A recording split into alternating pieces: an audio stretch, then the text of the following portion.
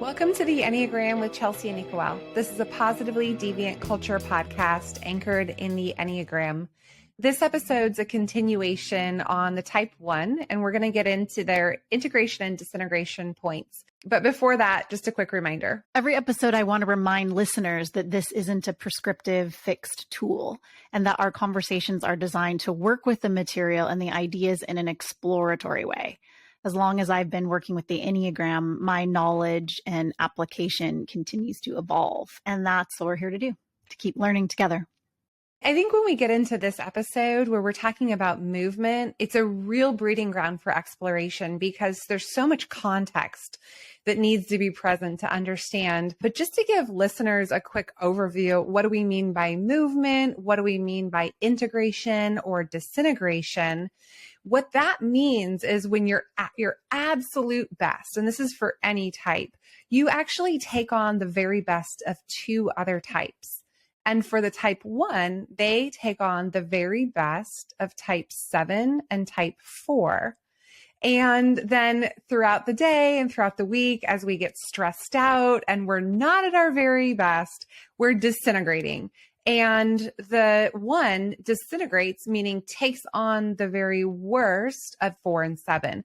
But something that's unique in the conversation we're having today is that typically it's taught that 1s would disintegrate to type 4, meaning take on the worst of the type 4, and integrate to type 7, meaning take on the very best attributes of the type 7. It is more advanced learning that we integrate and disintegrate to the same two types.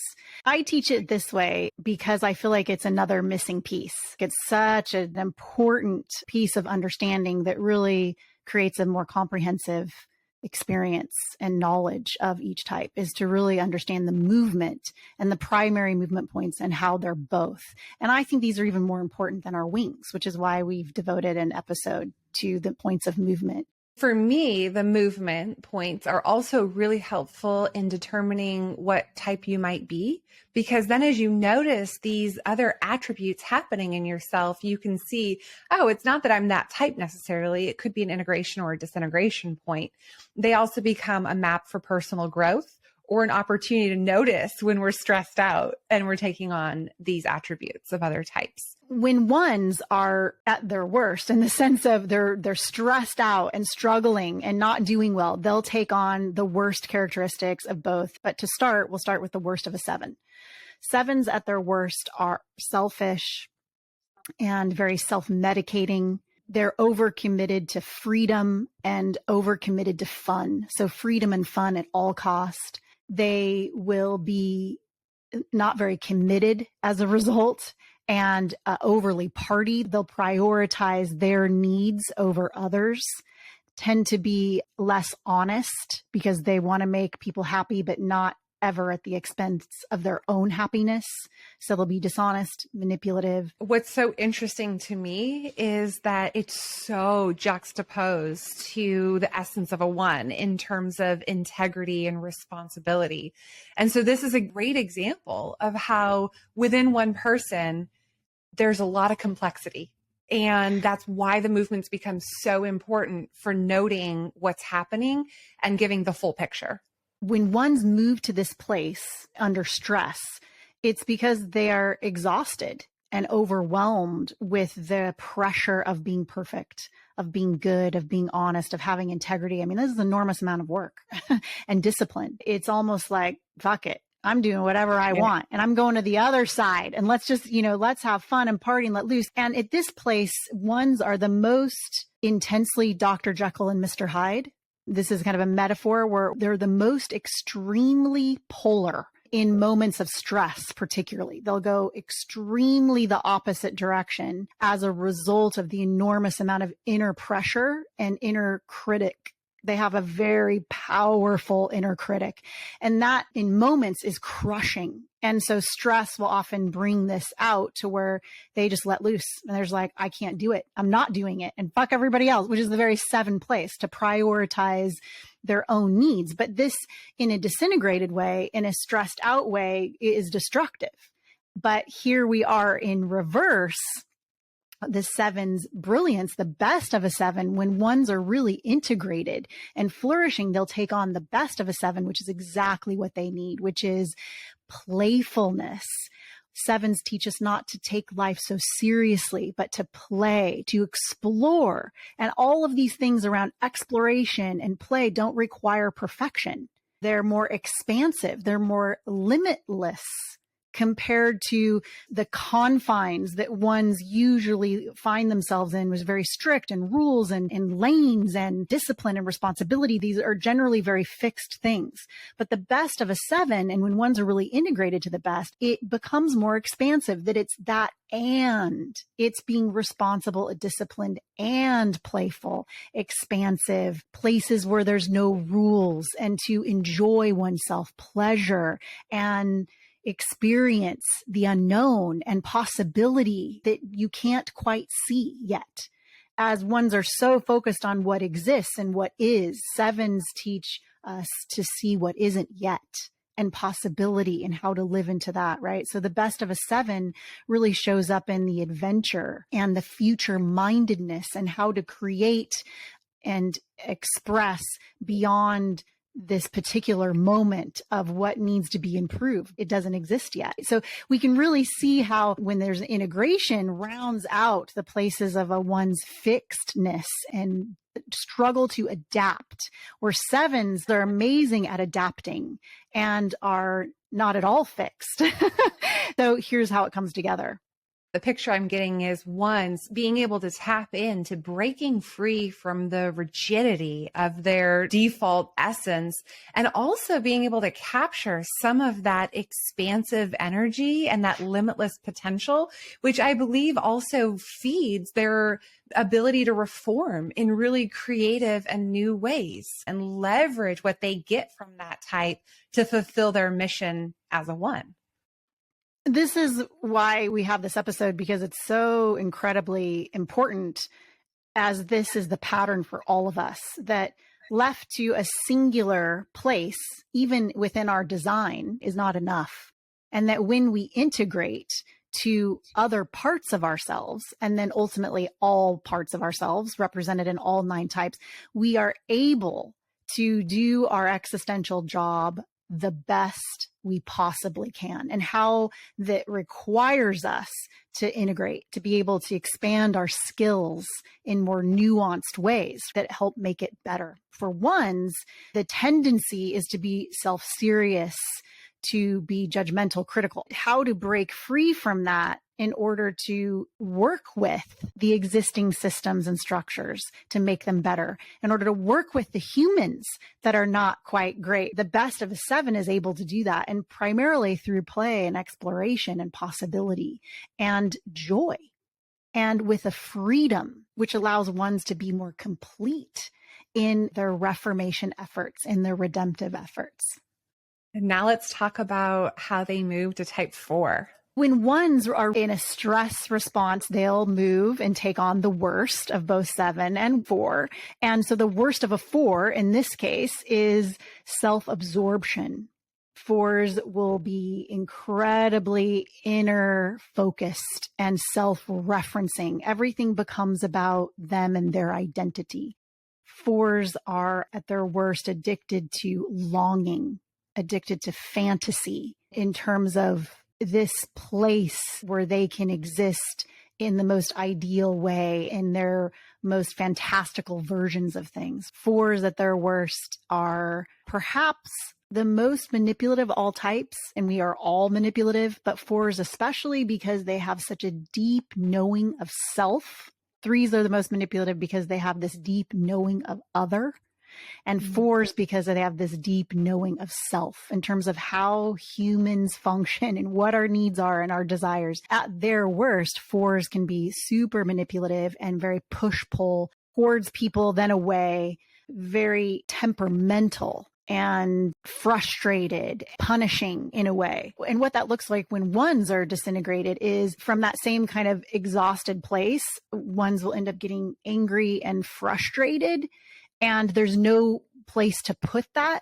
So they'll take on these negative traits of a 4 and go inside, versus what ones are trying to do usually is improve the world and improve themselves. They'll collapse in these places of negative places of a four. And another negative thing that four does, they'll become the victim. They can be addicted and they're longing for what's missing and what's wrong and not present. They can disintegrate into this victim mentality where everyone's against them and they're doing all the best. And, where's everybody else? Ones can go to this place in places of exhaustion and in places where there's walls that they can't push through. I also integrate and disintegrate into four. And so a lot of what you shared is a really good reminder that it's not actually the core essence, but it's still rounding out and creating the full picture of the type one.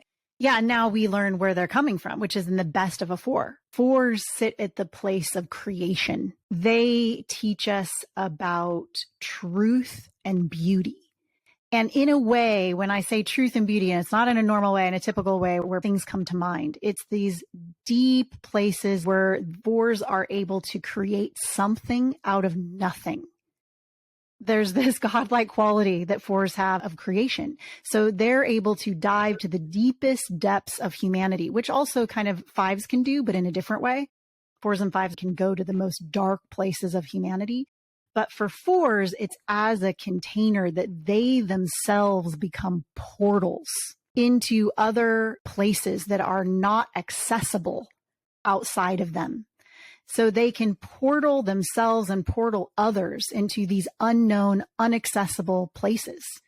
And they can create something from nothing. They can create meaning. They can locate meaning. So when meaning is somewhere where no one else sees it, fours can see it. And when there is no meaning at all, fours can create it. And it is this incredible place of the deepest places of truth that are not visible and are not known, and beauty in a way that isn't the way that we see it.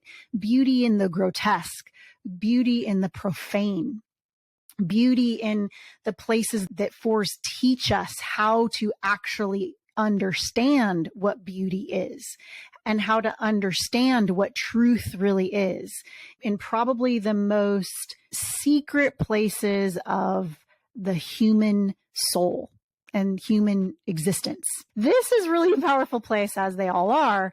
When ones go into this place, you can see how there's a merging of art into a kind of science. Ones are incredibly, like I said, logical and architectural and serious and fixed and inside the particulars and the details, the kind of critique of the world and of humanity.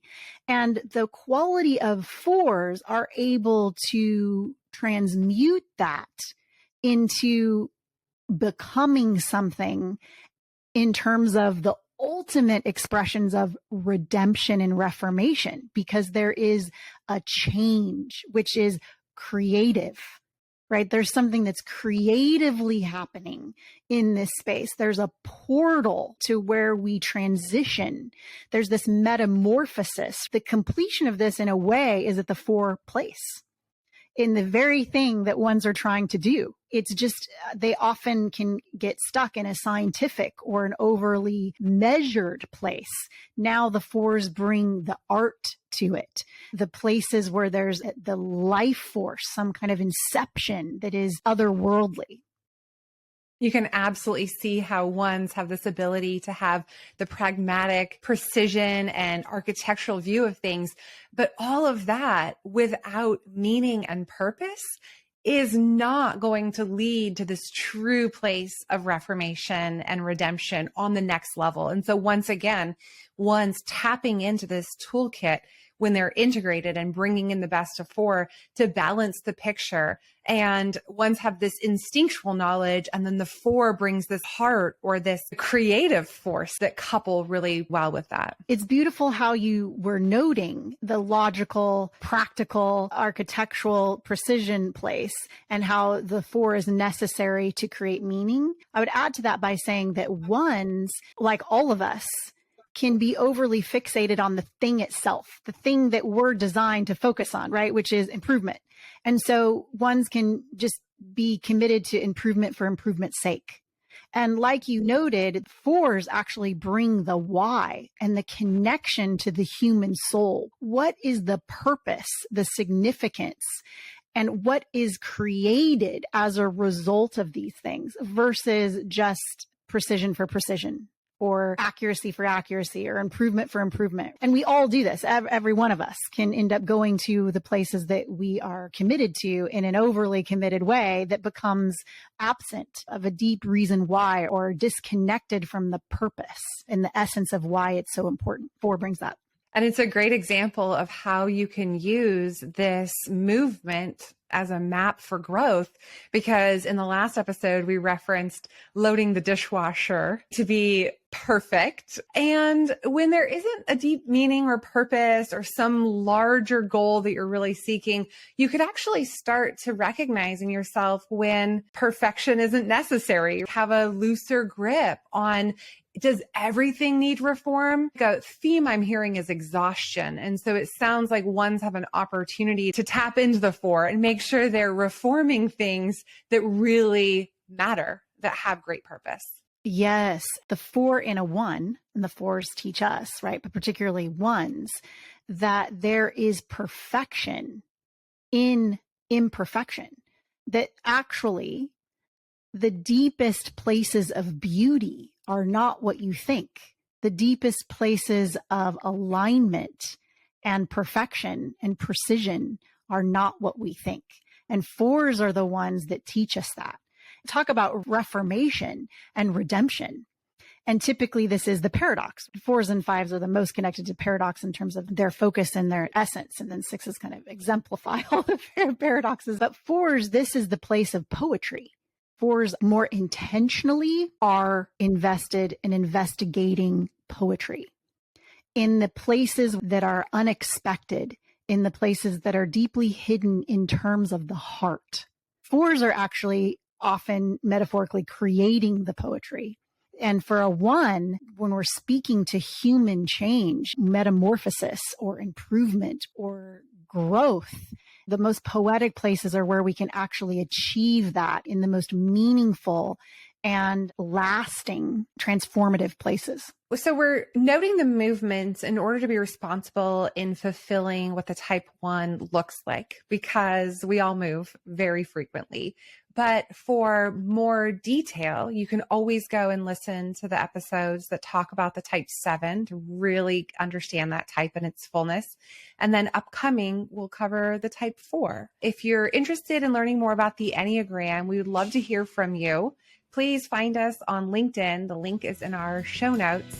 And keep listening to hear more about the paradoxes of the one.